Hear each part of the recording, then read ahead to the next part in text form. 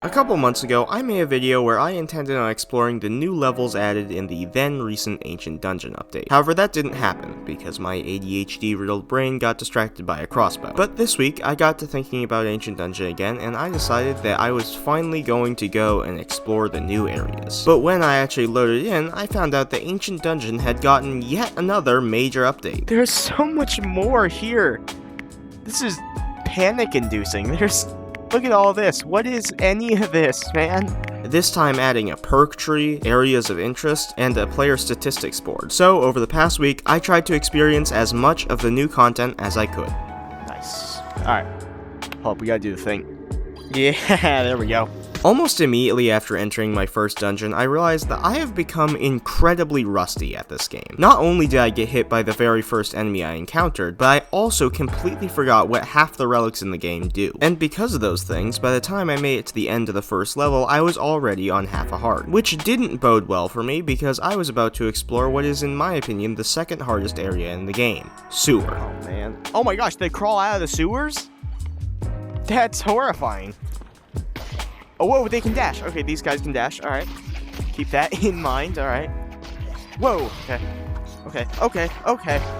Sewer was the first new area I encountered, and as soon as I started looking around, I realized how out of place it feels. Up until I added this level, Ancient Dungeon has always had more Minecraft-looking graphics, but this level feels more comparable to a Lego build. I think the reason for this is just how symmetrical and smooth it is in comparison to the other areas. In a way, I'd like to say it looks cleaner. However, it's a sewer, so I'm gonna go out on a limb and say that I'm probably wrong on that one. It looks so smooth. It looks just so unlike anything else. It's like the difference between like Minecraft, which is what the other levels look like, and like Legos.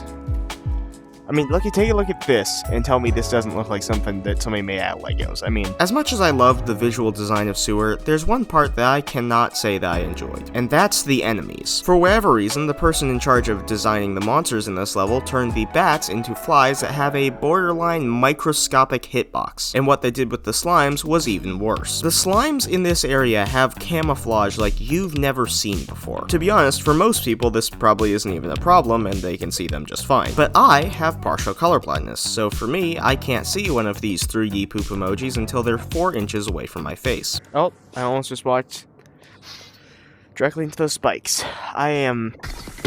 Oh, that was a poisonous one. Oh man, I'm so bad at this game. After a little more time of playing, I started to regain some of my old skills. I was able to make it to Sewer consistently, but after I made it, I'd always end up getting killed by either an invisible slime or the boss, which was a problem, because the other new area is one of the second to last levels in the game. So I did what any rational person would do and joined a multiplayer server hoping that my teammates could miraculously carry me through to the new area.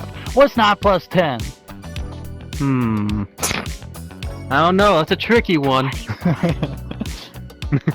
Did you just say 21? However, that plan didn't work because most people who play this game haven't actually unlocked the perk to get to the new zones yet. And with that horrifying realization, I knew that there was only one way I was going to actually get to the luminous depths. So I trained. I played until my controller's batteries died. And after that, I put some new batteries in and played some more. And finally, after days of preparation, I made it to the luminous depths. No, I'm just kidding with you. I just turned on player invincibility and went for it. This is like so nice. This is the brightest area in the game. And it's so beautiful. Look at the water. Look. The water like makes waves. Put your sword in there, it makes waves. This is so cool. While I was on my way to the Luminous Mines, I felt kinda sad that I wasn't able to get there legitimately. However, once I actually entered the new area, that sadness was swiftly replaced by sheer awe and wonder, because this new area was by far the coolest place in the game. Maybe any game. All the light in the area comes from giant crystals that penetrate out of the ground and ceiling like giant spears. And that's not even close to the only unique thing this level has to offer. It also has waterfalls and subterranean rivers that run through the whole thing. If I had to choose one word to describe this level, it's serene. Of course, I was in God mode, so I had a lot of time to admire the natural beauty. But if I wasn't, I probably would have been spending a lot more time having a full-on freakout over the ungodly amount of enemies the devs decide to throw into this place. Take the sock, man. take Come on, it? take the Oh sock. no. No, take the sock. That's too What crusty sock? for me. I'll take it. Hey, took the sock. I'm a fan of a little bit of crust. Leave. I was like, wait, what are you talking about a sock? Yeah, I like my socks a little bit crusty. add some support. Yeah, if it can't stand Me up on when I its own. find- Exactly. If it can't stand up on its own, how is it supposed to support itself when your foot's in there? But anyway, I always love making videos on Ancient Dungeon. I think part of it's just nostalgia because the first video I ever made like this was on Ancient Dungeon. But there's also the fact that I just really enjoy the game. So between those two things, it always ends up being a fun time. But that random piece of trivia aside, I truly hope that whoever you are watching this, I hope that you'll have just a fantastic day, and I will see you next week.